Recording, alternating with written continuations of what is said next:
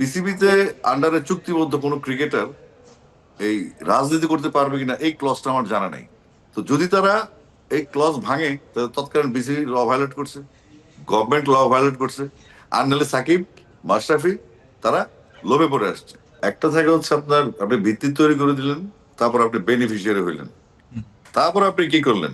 এই যে আগে যে আমিনুল ইসলাম বুলবুল ভাই, ফারুক ভাই, আতার আলী খান, জাহিদ রাজ্জাক মাসুম বা নাসু ভাই, শানু ভাই, শানু ভাই বা জাহাঙ্গীর আলম তালুকদার দুলু বা আপনার আহমেদ ইকবাল বাচ্চু, যারা আনিসুর রহমান, যারা তখন জি এম নসির প্রিন্স, তারা যখন খেলতেন, আপনি ওই হাইটটা চিন্তা করেন একবার, কারা খেলতো? এটা এডুকেটেড ফ্যামিলি, এক এডুকেটেড ছেলে পেলে খেলতো, হাইট সবকিছু ঠিক ছিল। তো ওইটা আইসিসি ক্রস করে এসে আকরাম খানের মতো প্লেয়ার আইসিসি ক্রস করে এসে, তারপর আপনি দেখেন আমাদের শিক্ষিত লোক কোনটা ক্রিকেট খেলে। আমাদেরকে, আমি তো ইংরেজি দুর্বল স্বীকার করি, কিন্তু ইমিগ্রেশন ইংলিশটা পারি আমি। তো আমাদের ক্রিকেটটার নামতে নামতে কোথায় নেমে গেছে আপনি দেখেন। ক্রিকেট একটা অভিজাত খেলা, এবং এখানে সবাই খেলবে, কোনো সমস্যা নেই, বাট আভিজাত্য থাকবে এখানে, দারিদ্র থাকবে না।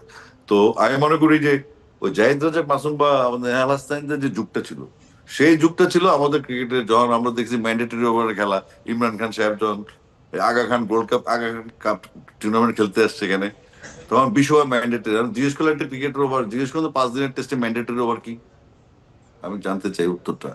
তো এগুলো আসলে কথোপকথন চলুক, আর সোশ্যাল মিডিয়া যে যাই কিছু করতে পারে করুক। আর এই তিনজনের কথা যেটা বললেন, তারা হচ্ছে বেনিফিশিয়ারি, এবং পিক টাইমে তারা মানুষকে আকৃষ্ট করতে পেরেছে। মাশরাফি একটা যেহেতু নড়াইল থেকে এসছে, নড়াইল এক্সপ্রেস, তার একটা গতি ছিল, এবং তার ক্যাপ্টেনশিপ, তার সাহসিকতা।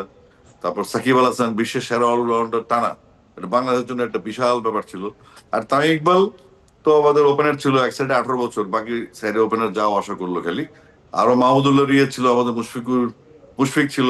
এই 5 জনের কথা আমি স্পেশালি বলবো। কিন্তু আপনি দেখেন তাদের সাথে স্থায়ী হয়েছে কজন, তাদের পার্টনার আশেপাশে কজন আছে। অর্থাৎ পাইপলাইনের সকল ওপেনার শুধু তামিম থাকবে, আর বাকি 18 বছর ধরে বাকিরা আসবে যাবে, একজন ওপেনার ফিক্সড। মাশরাফি খেলে আসছে, খেলাধুলার পরও তারা একটা পলিটিক্সে ঢুকে গেল। পলিটিক্সে ঢুকে দোষের কিছু না, আমি এটা মাইন্ড করবো না। কিন্তু খেলা চলাকালীন সময় পলিটিক্সে ঢোকার জন্য বিসিবির নিয়মাবলী তখন কি ছিল? বিসিবিতে আন্ডারে চুক্তিবদ্ধ কোনো ক্রিকেটার এই রাজনীতি করতে পারবে কিনা এই ক্লজটা আমার জানা নেই। তো যদি তারা এই ক্লজ ভাঙে তাহলে তৎকালীন বিসিবি ল ভায়োলেট করছে, গভর্নমেন্ট ল ভায়োলেট করছে। আর নাহলে সাকিব, মাশরাফি তারা লোভে পড়ে আসছে। তো লোভে লোভে ফেললো কারা? আমি তো যতটুকু জানি সাকিব বা মাশরাফি, তাদের ওইরকম ইন্টারেস্ট ছিল না, তাদেরকে ইনসিস্ট করা হয়েছে। শোনেন, আপনি প্রত্যেকদিন সাকিব, মাশরাফি, তামিম ইকবাল, মুশফিক ইয়া পাবেন না আপনি, মাহমুদুল রিয়াদ পাবেন না। তো তাদেরকে নার্সিং করা আমার দায়িত্ব। আমি তাদেরকে আইনা জোর করে দলে ঢুকে এমপি নমিনেশন দিয়ে আমার দলের একটা ইমেজ বানানোর চেষ্টা করি। যারা তাদেরকে নষ্ট করেছে তাদেরকে দায় দিতে হবে আগে, এবং এই জন্য আগে ক্রিকেট বোর্ড সবচেয়ে বেশি দায়ী। কারণ তারা উল্লেখ করা উচিত ছিল যে আমি যে এমপি হব, আমাকে বিসিবি, আমি বেতনভুক্ত কর্মচারী, আমাকে তো টাকা দেওয়া হয়তো ওখানে চুক্তিবদ্ধ প্লেয়ার না, আমি এ ক্যাটাগরি বি ক্যাটাগরি। তাহলে তখনকার ক্লসটা কি ছিল এটা আমি জানি না। আদৌ তারা ওই সময় রানিং ন্যাশনাল প্লেয়ার থাকা অবস্থায় তারা ক্রিকেটটা খেলতে পারতো কিনা, অর্থাৎ তারা এনকারেজ কিভাবে হইলো, এবং এনকারেজমেন্ট পাওয়ার পরে তারা কিভাবে নষ্ট হইলো, বা কিভাবে তারা জুলাই বিপ্লবের তাদের এগেনস্টে গেল, জুলাই বিপ্লবের পর তাদের প্রতি মানুষের ঘৃণা কেন জন্মাইলো, এবং তারপরে তাদের অ্যাক্টিভিটিস কি। তো এগুলো তো আসলে আলোচনা বিষয় বিষয় না।